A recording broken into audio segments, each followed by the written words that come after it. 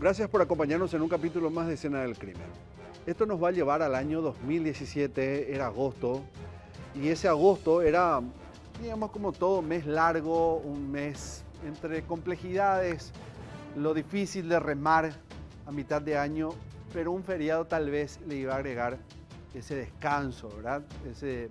Ese día tranquilo como corresponde, como uno espera. Especialmente para este ferretero que abriría sus puertas con la intención de ganarse unos guaraníes y ablandar un poco de esa economía muy propia del día de agosto, del mes de agosto. Pero eso se iba a ver cortado por un evento violento. Lo iban a matar.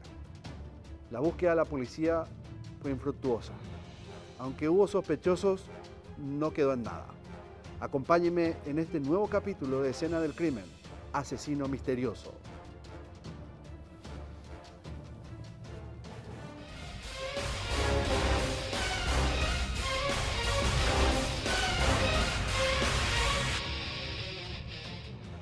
Lo que van a ver a continuación en el qué pasó es la crónica exacta de lo que había sucedido aquel día.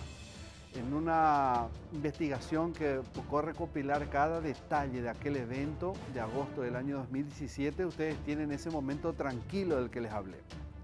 Un hombre como cualquiera dedicado al comercio, a la ferretería en particular, decidió ese día feriado, como todo ferretero, acostumbrado al trabajo diario, que sabe que su negocio vende artículos de necesidad primaria, por decirlo así, para el hogar, día de descanso. ¿Quién no se le ocurre hacer algunos arreglos en la casa? Él tenía la solución. Entonces decidió abrir como todos dedicados a ese rubro. Pero sin duda para él sería diferente la jornada.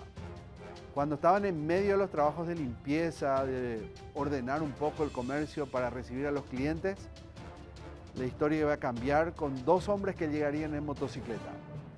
¿Qué pasó? Aquel año 2017, mediados de año, mediados de ese mes, y un feriado que no sería definitivamente tranquilo.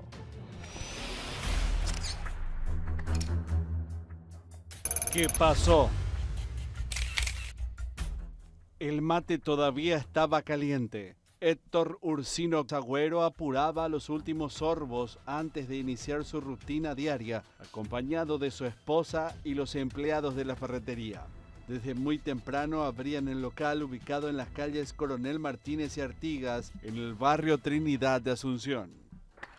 Nombre: Héctor Ursino Gámez Agüero, de 67 años, de nacionalidad paraguaya, del barrio Trinidad de Asunción, de profesión ferretero. Faltaban apenas unos minutos para las 7 de la mañana del martes 15 de agosto del año 2017. Lo que parecía un día normal se tornó una tragedia. Mientras uno de los empleados barría la vereda y otro abría las ventanas, una motocicleta se detuvo frente al negocio. Dos hombres descendieron, uno de ellos con arma en mano, y obligó a todos a meterse al local. Los delincuentes forzaron a Héctor a recorrer el local en busca de dinero, mientras los demás permanecían boca abajo en el suelo, sin poder levantar la vista. Eran dos asaltantes, uno más joven, de unos 20 años y cejas tupidas, quien no soltaba el arma ni dejaba de dar órdenes, exigiendo un botín sustancial. Héctor intentaba calmarlos y les ofrecía lo que quisieran, pero ellos solo querían dinero. Una y otra vez, Héctor les aseguraba que no guardaban grandes sumas de efectivo. La ferretería operaba con lo justo y las ganancias siempre se guardaban de inmediato para seguridad.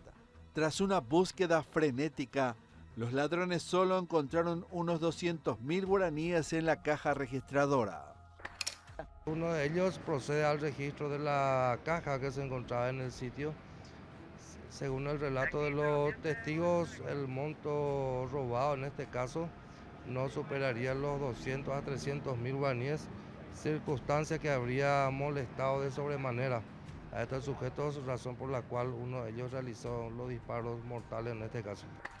La escasa recompensa desató la ira, y en un último acto de crueldad ordenaron a Héctor arrodillarse. Le dispararon 3 veces en la cabeza. ¿La víctima no se habría resistido entonces? No se habría resistido, inclusive en un momento dado habría solicitado calma a sus propios empleados a fin de no reaccionar ante estos desconocidos. Mientras los asaltantes huían, la esposa de Héctor estaba escondida en el baño. ¿Tu señora habría estado en el lugar también? También al momento de irrumpir estos dos sujetos, ella se encontraba hacia la parte posterior y siempre según testimonios, ella en ese momento se encerró en un baño que dispone aquí en el lugar. Ella llamó a la Policía Nacional. En un desesperado intento por salvarle la vida, Héctor fue llevado a un sanatorio privado donde finalmente falleció.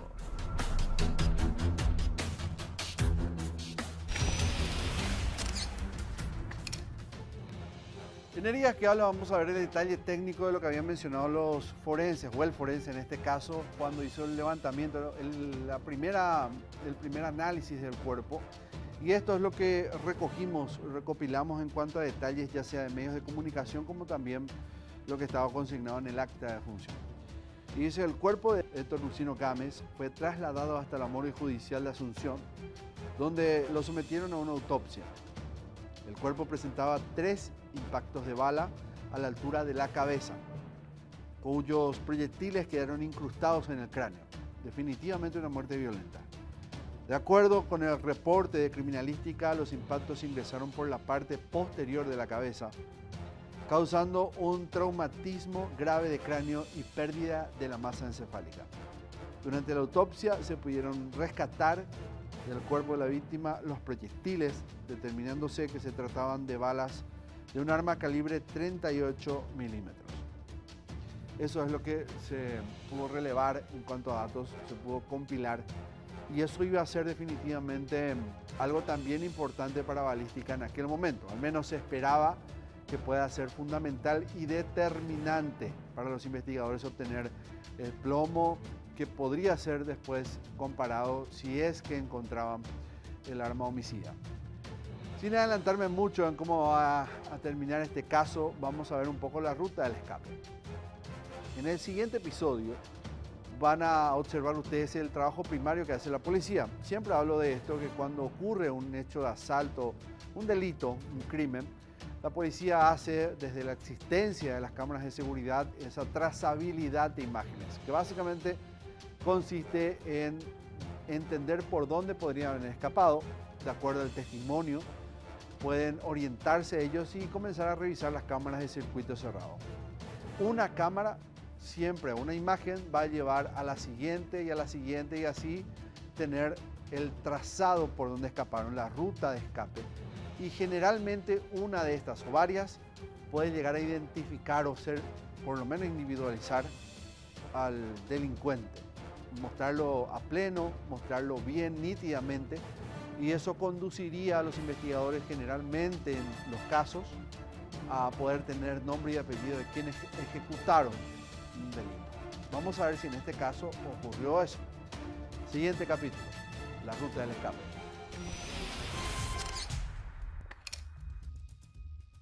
Ruta de escape. Agentes de la División de Homicidios del Departamento de Investigación de Delitos de la capital iniciaron la investigación con un minucioso seguimiento de las cámaras de circuito cerrado en todo el sector, en todos los alrededores, en busca de determinar el trayecto que hicieron el asesino y su cómplice para escapar.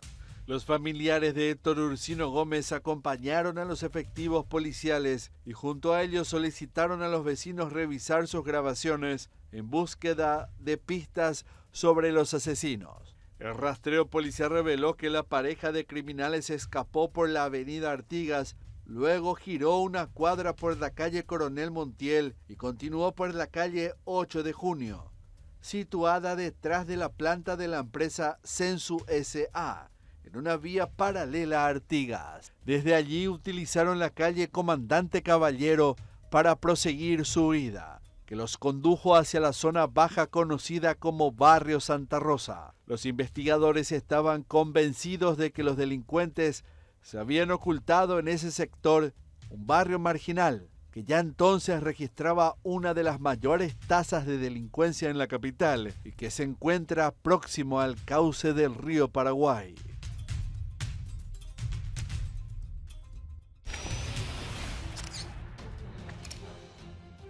Y ahora vamos a ver en este trabajo de postproducción cómo hicieron para escapar.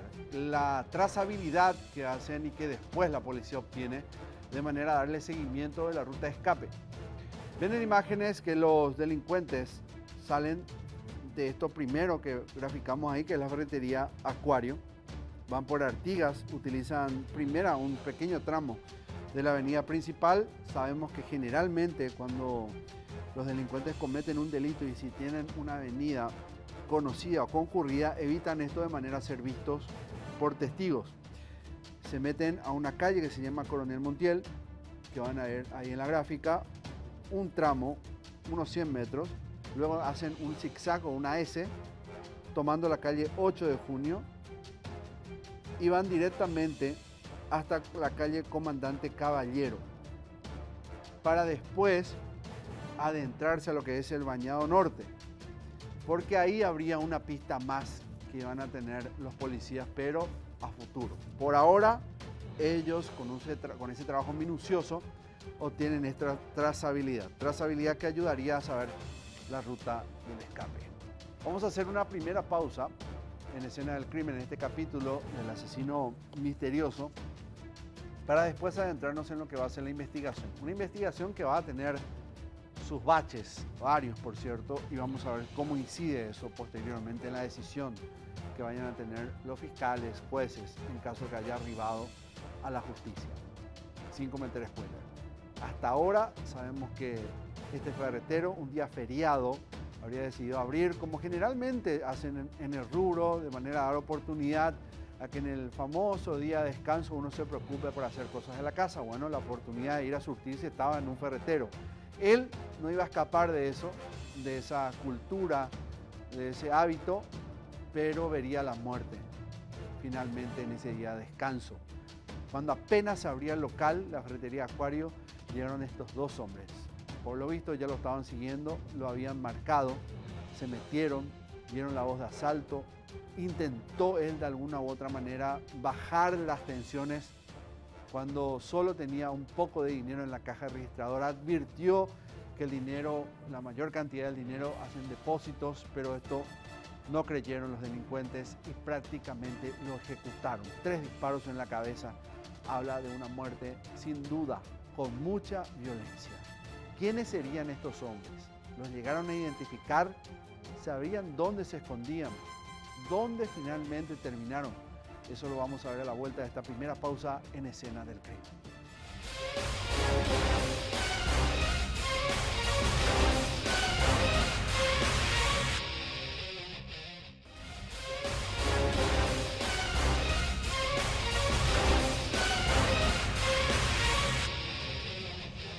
Asesino misterioso, ese es el capítulo que hoy estamos contando en Escena del Crimen. Y rápidamente dando un resumen de lo que vieron en la primera parte, esto transcurrió en un día feriado en agosto del año 2017. Héctor Ursino Gámez, un hombre de 57 años, estaba predispuesto a ese día de descanso a abrir su local, la ferretería Acuario, de manera a ofrecer ese servicio a sus clientes, aquellos que quedan en la casa también para descansar, pero quieren aprovechar y hacer refacciones en la casa. Bueno, Ursino era la solución con la ferretería Acuario. Lo que pasaría con él, era que la historia iba a cambiar repentinamente y muy temprano. Apenas abrió el local y se estaban haciendo los trabajos de limpieza, 2 hombres en una motocicleta llegaron y no eran clientes. Sus intenciones eran la de robar y eran muy violentos, estaban paranoicos, estaban con furia, ellos querían dinero, pero Ursino no tenía la caja registradora, tenía lo que era para el famoso paravuelto, pequeña plata para el cambio. Todo el dinero, el resto de la plata, hacía depósitos a diario, porque ya sabía que los tiempos violentos en el país hacían que uno tenga que tomar ese tipo de acciones, ¿no? Guardar el efectivo. Eso no lo creyeron, ellos creían, los delincuentes, que había más plata. Y en esa negativa de entregar ese dinero, Ursino fue ordenado a arrodillarse y lo ejecutaron. Le dieron 3 disparos en la cabeza. El forense determinó que ese traumatismo producido por las armas, por el disparo de esa arma, fue lo que le provocó la muerte y extrajeron las balas, el plomo de calibre 38 milímetros. Primera pista con la que contaron los investigadores. Luego la trazabilidad, veíamos que ellos salieron de la ferretería, hicieron un zigzag saliendo de la avenida Artigas y van a terminar en el Bañado Norte. Segunda pista. Y ahora vamos a entrar en la tercera. La descripción de quién habría disparado. De dos, uno estaba sin el rostro cubierto y eso serviría para elaborar el famoso identikit, el retrato hablado, que después sería utilizado para ver si alguien podría identificar. Dicho sea de paso, los medios tradicionales nuevamente jugaron su rol acá, fundamental por articulación de la policía, para ver si alguien podría informar en el caso de que conozcan a este hombre, el identikit. El identikit. Además del circuito cerrado proporcionado por otros negocios y viviendas de la zona aledaña a la ferretería Acuario, el relato de los testigos del crimen fue clave para la investigación. Gracias a sus testimonios, los agentes de criminalística lograron elaborar un retrato hablado del asesino. Cabello corto, cejas tupidas, labios carnosos. Así se veía el hombre que percutió los tiros contra el dueño. Los lugareños lo reconocían. Era un cliente frecuente del área, al que se referían como un cliente del Bajo. Su cómplice, en cambio, apenas dejó ver su rostro, oculto bajo una capucha. En el día de ayer se realizó identikit de una persona. Dos personas se acercaban en forma voluntaria. Se le acercó en la parte de la sección de criminalística y se realizó ese identikit. No obstante, como te dije, estamos viendo de otra manera cómo llegar a los supuestos autores. A pesar de las escasas pistas, se logró identificar que uno de los sospechosos tenía aproximadamente 40 años, mientras que el tirador parecía rondar los 20 años. Uno de ellos sería bastante joven y el otro sería ya una persona mayor. Y el mayor prácticamente le doblaría en edad al más joven. Esta persona menor es la que habría manejado la motocicleta cuyas características ya estamos manejando. En un intento por localizarlos, la policía y el Ministerio Público decidieron difundir estas imágenes, las de circuito cerrado. Las obtuvieron durante la investigación. En ellas se podía ver a los dos hombres en moto llegando a la ferretería. El conductor tenía una campera de color celeste, camuflada, tipo militar y con capucha. Era un joven alto y de contextura delgada, con una campera de camuflaje estilo militar. Su cómplice se distinguía por ser un poco más bajo y de complexión más corpulenta. Vestía un abrigo azul marino y llevaba puesto un tapabocas. En otra imagen, les podía ver saliendo del lugar, escapando por la calle Coronel Montiel. Pienso que va a ser de mucha utilidad esos circuitos, puesto que ya tenemos el itinerario que usó el motociclista en el momento que realizó el hecho y llegó a huir, ¿verdad? Tanto el actuar de estos como su vida, se cuenta con un identikit, ¿eso podría dar algún indicio para llegar a ellos? Bueno, nosotros como la parte investigativa es bastante grande, tratamos de cerrar lo máximo y que todos esos elementos que podamos recolectar del lugar del hecho nos pueda servir para el esclarecimiento del hecho. Las autoridades del Ministerio Público a cargo de la entonces fiscal María Teresa Ruiz Díaz solicitaron la colaboración de la ciudadanía y hasta habilitaron números de teléfono para identificar a los autores del crimen, mientras los agentes iniciaban una incansable búsqueda.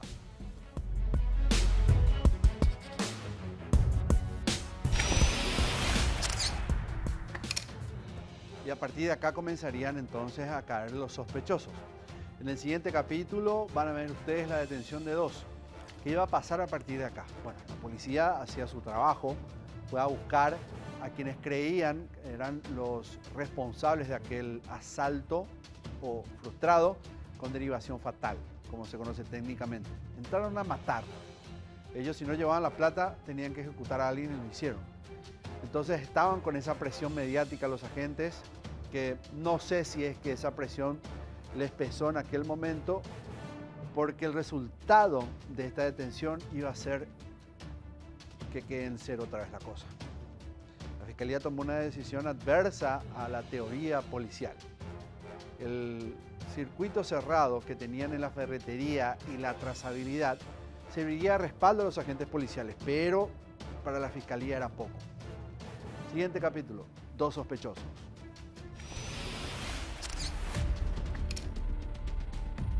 Dos sospechosos.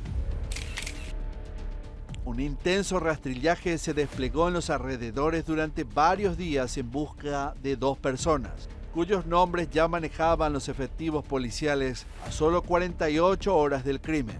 La búsqueda se desarrolló a contrarreloj y dio sus frutos 3 días después. A las 6 horas de la mañana del viernes 18 de agosto, una comitiva llegó al barrio San Jorge de Trinidad, entre las calles Cañadón Chaqueño y Última, donde William Vázquez Ortiz aún descansaba. Nombre: William Germán Vázquez Ortiz, de 22 años, de nacionalidad paraguaya, domiciliado en el barrio San Jorge de Asunción, de profesión estudiante. En su domicilio los agentes encontraron una campera y un par de jeans similares a los que usó uno de los asaltantes durante el robo, además de 2 proyectiles calibre 38, el mismo calibre utilizado en el asesinato.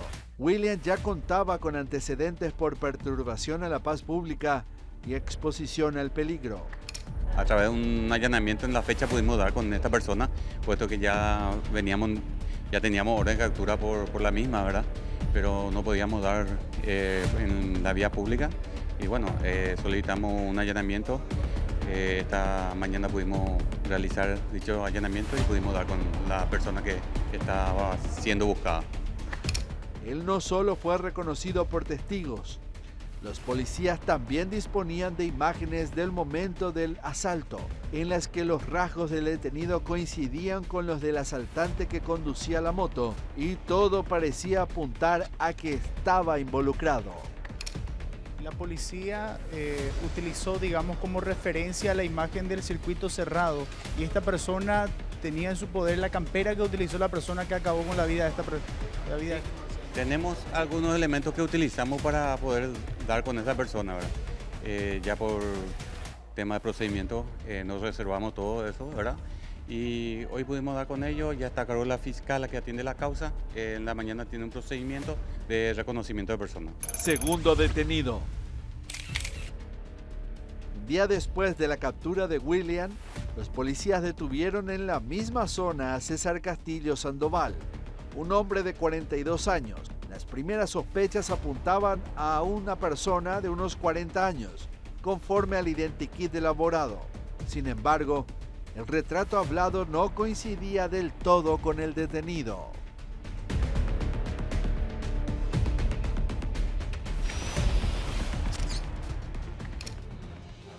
Como les dije, para la Fiscalía no era lo suficiente. Y en el capítulo 6 quedarían libres los 2.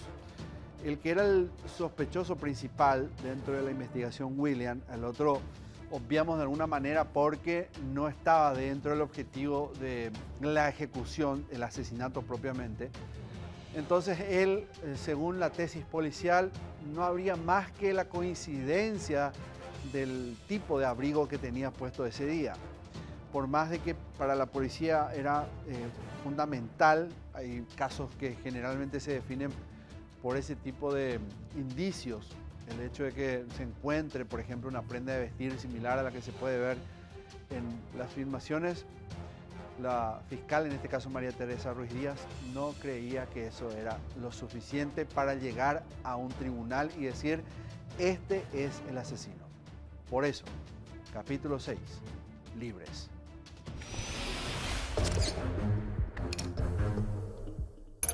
Libres. Un día después de su captura, el Ministerio Público liberó a William Vázquez Ortiz, aunque para la policía era uno de los principales sospechosos del asalto y asesinato del ferretero. La Fiscalía consideró que no había suficientes elementos para mantenerlo detenido. Tras las primeras diligencias, la fiscala María Teresa Ruiz Díaz decidió poner en libertad a Vázquez Ortiz debido a la falta de pruebas contundentes en su contra. William Germán negó cualquier vínculo con el crimen y afirmó ser estudiante de Derecho, una carrera que, según él, solventaba trabajando honestamente. Se están perdiendo un tiempo conmigo legalmente. Eso es lo que vi, están atrasando la investigación. ¿Cómo estuviste todo este tiempo, amigo? No sé, yo trabajo y estudio, no todo el tiempo que perder. No me digo que no viene al caso. Pero queremos saber, ¿no? Soy un humilde trabajador. Quiero estudiar Derecho, justamente con todo lo que me está pasando, quiero estudiar Derecho. Porque me digo que no tiene sentido lo que están haciendo conmigo. ¿Verdad? Dijo que era muy injusto que lo implicaran únicamente por el abrigo que llevaba, bastante parecido al que tenía uno de los homicidas el día del asalto. ¿Tenés antecedentes? Tengo antecedentes, pero es por pelea y perturbación y exposición. Pues ya... No, todo porque consumir. Gracias a Dios no consumo. ¿Un arma de fuego se incautaron de tu poder? No, mentira. ¿Dónde está? Sí, que hay esta injusticia, como vos decís. Y por el tema de una campera, ¿entendés? Más yo odio que por una campera nomás.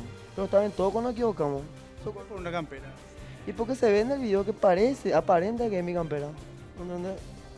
Y si estamos guiando por la campera, como vamos a darle a todo el mercado 4. ¿Entendés? Y se estarán riendo de ustedes, lo que hicieron realmente las cosas.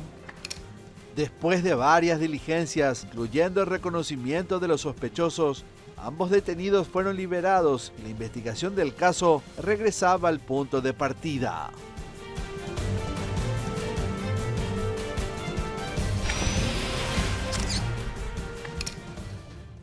Nos estamos acercando al desenlace de este caso y en el capítulo 7 aparece otra persona. En esta ocasión la policía decía, bueno, con esto la fiscalía tiene que convencerse porque resulta que el retrato hablado que se había publicado a través de los medios de comunicación comenzaría a rendir sus frutos. Se acercaban reportes constantemente de quienes podrían haber sido, quienes coincidían en cuanto al aspecto, la fisonomía en el rostro, los detalles de esto. Y eso usó la policía a su favor para continuar su investigación. Así fue que en un nuevo operativo, en un nuevo allanamiento, dan con un hombre que se llama Mario. Mario en esta ocasión parecería ser el verdadero tirador, el verdadero responsable de la muerte violenta que sufriría Ursino en aquella mañana de feriado en agosto del año 2017.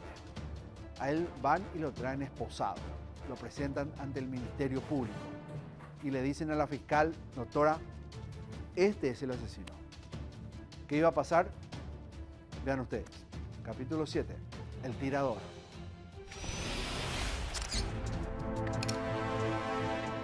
El tirador.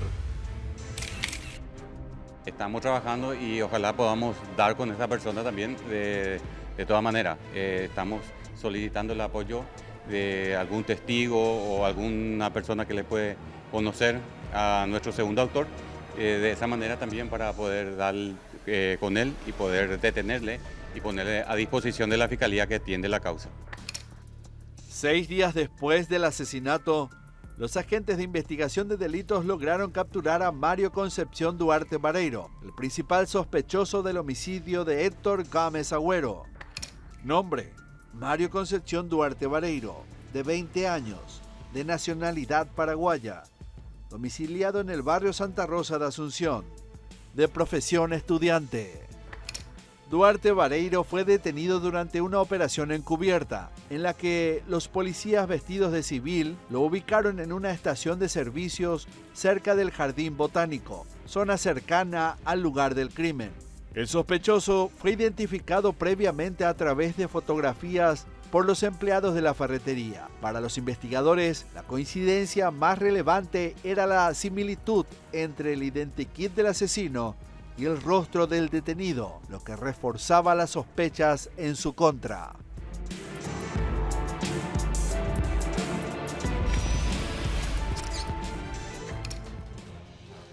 Bueno, vean la imagen. Esa imagen que le vamos a poner en pantalla es lo que corresponde al identikit, como ya lo habían visto.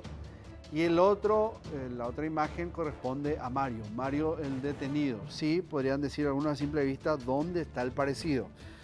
Hay que hacer siempre la aclaración, esto ya lo hice una vez, que el software, si bien esto cambió en los últimos tiempos, pero hasta hace muy poco el software con el que cuenta la policía para elaborar los retratos hablados tienen algunas características anglosajonas, características que no son similares a los rasgos que nosotros tenemos aquí en Sudamérica. Entonces, por ahí es que muchas veces cuando se muestra esto, porque se hace con el testigo al lado, se le muestra generalmente parte por parte, cabello, frente, ceja, nariz, el rostro, los labios, el mentón, etcétera, la forma de la cara. Entonces uno va, el testigo va diciendo, bueno, parece esto, y se va elaborando así el retrato hablado. La similitud, entonces, por similitud de rasgos es que se va estableciendo la aproximación que hay entre el sospechoso y el retrato hablado. En este caso sí podríamos decir que, por ejemplo, algo hay de parecido en la forma de la nariz, algo hay de parecido en la forma del rostro en cuanto a lo que es el pómulo. Los ojos caídos, por ejemplo, en cuanto a párpados es también algo similar, y así uno puede ir estableciendo otras características que tuvo en cuenta la policía, al menos a la hora de la detención. Pero ¿será que fue suficiente? Entre paréntesis, el otro no está identificado porque estaba encapuchado. Pero ¿será que fue suficiente para que el Ministerio Público diga, vamos a juicio oral con esto? Hoy, 2024, ¿existe esto ya en carpeta esperando o fue enjuiciado? ¿Qué ocurrió finalmente con el único sospechoso detenido, al menos hasta esa última parte que hizo la policía en cuanto a investigación? Bueno, vamos a saber a la vuelta de esta pausa. Hagamos la segunda y después el desenlace de esta historia, por lo menos hasta ahora.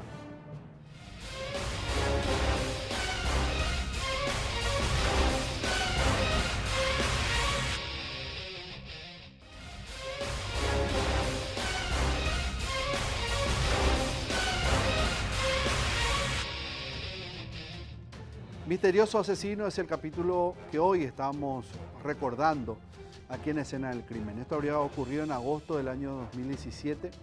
Héctor Ursino Gámez, un ferretero de 57 años que con su esposa venían trabajando hace tiempo en la ferretería Acuario.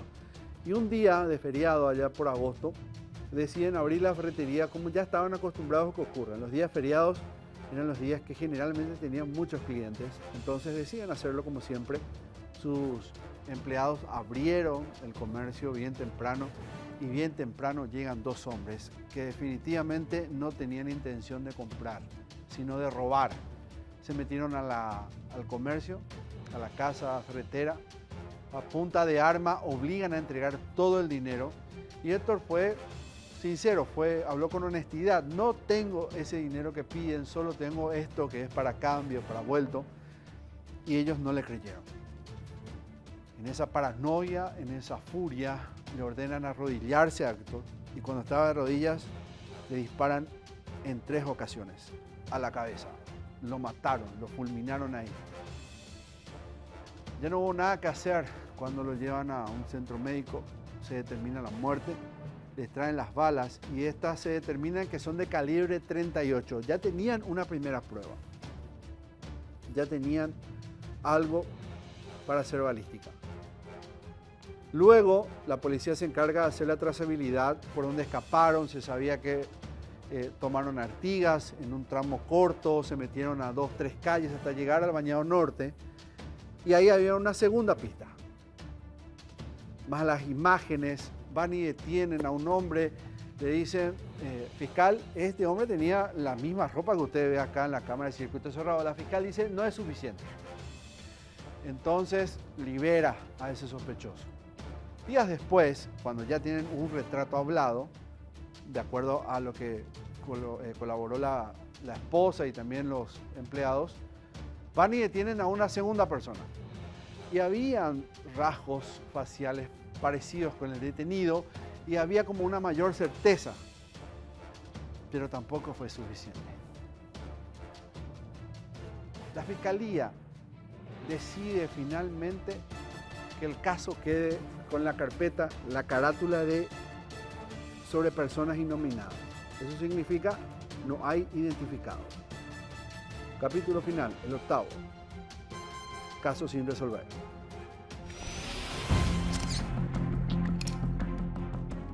Sin resolver. Mario Concepción Duarte Vareiro fue imputado como el presunto autor material del crimen. La investigación se centró con él como autor y en William Vázquez como cómplice, acusado de conducir la motocicleta usada en aquel asalto. Sin embargo, la falta de pruebas contundentes contra ambos se mantuvo constante y la ausencia de otros sospechosos solo aumentó la frustración en los años siguientes. A 7 años del asesinato, la justicia aún no ha logrado esclarecer quién fue el verdadero asesino de Héctor Ursino Gámez Agüero. Según datos del Sistema de Informática de la Policía Nacional, actualmente William Vázquez Ortiz cuenta con un expediente limpio, sin antecedentes penales, al igual que el presunto tirador, Mario Concepción Duarte.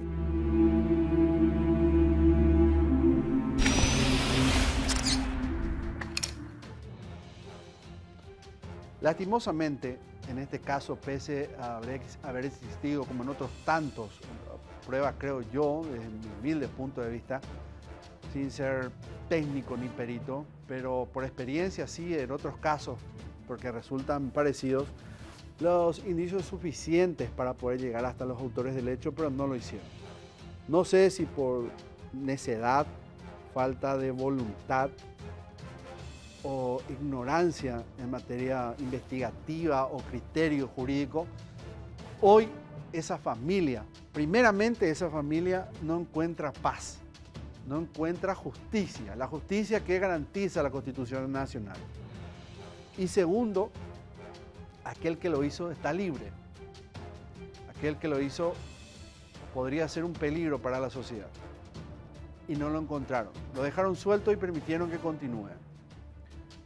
Y uno, quién sabe cuántos asaltos más habrá cometido. Y uno, quién sabe si no es el autor de otros crímenes en nuestro país. Eso ocurre cuando una investigación se hace con necedad, con cretinismo, con falta de voluntad. ¿Qué pasó con balística? Cuando encontraron las vainas en la casa de uno de estos sospechosos, con los cartuchos que se encontraron, si se hizo la comparación de plomo, que generalmente dicen los técnicos que es como el ADN de la bala, que quedan las estrías que tiene el tubo cañón, que dibujan el plomo, y eso no se puede reproducir en todas las armas, es única de cada arma. Se encontró eso, se pudo comparar. ¿Por qué no se usó? ¿Qué pasó con esa evidencia la fiscal María Teresa Ruiz Díaz? ¿Por qué no pudo llegar a un juicio? Pidió prórroga, cerró el caso. ¿Por qué hoy no se continúa con eso? La afectación a la familia fue muy grande, el golpe es duro y hoy día lo siguen recordando. Y no me quedan más palabras que decir, por culpa de acciones como esta es que el país no cambia. No es por culpa de que los medios muestran cámaras de seguridad, no es por culpa de que los medios de comunicación tienen programas de este género. Es por culpa de una justicia manca y a veces una policía que no puede rendir como tiene que rendir y la justicia le culpa a ellos. Final de este capítulo. Nos reencontramos el próximo domingo con otro más aquí en Escena del Crimen y no se olviden que cada uno de ellos lo van a encontrar en el canal de Unicanal en YouTube. Adiós.